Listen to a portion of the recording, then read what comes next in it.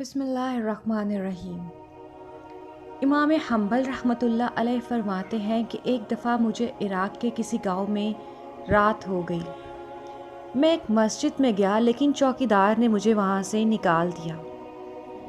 میں مسجد سے باہر فرش پر سو گیا۔ چوکیدار نے مجھے پاؤں سے پکڑا اور گھسیٹ کر مسجد سے دور کر دیا۔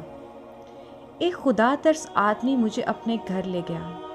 وہ شخص چلتے پھرتے اٹھتے بیٹھتے ہر وقت استغفار پڑھتا تھا۔ صبح ہوئی تو میں نے اس شخص سے پوچھا کہ کیا آپ کو استغفار پڑھنے کا کوئی فائدہ بھی ہوا؟ اس نے جواب دیا، جی ہاں، میری ہر دعا قبول ہوئی سوائے اس کے کہ میری ملاقات امام احمد بن حنبل سے ہو جائے۔ میں نے کہا، میں ہی احمد بن حنبل ہوں، اور تم دیکھو کہ مجھے کیسے گھسیٹ کر تمہارے پاس لایا گیا ہے۔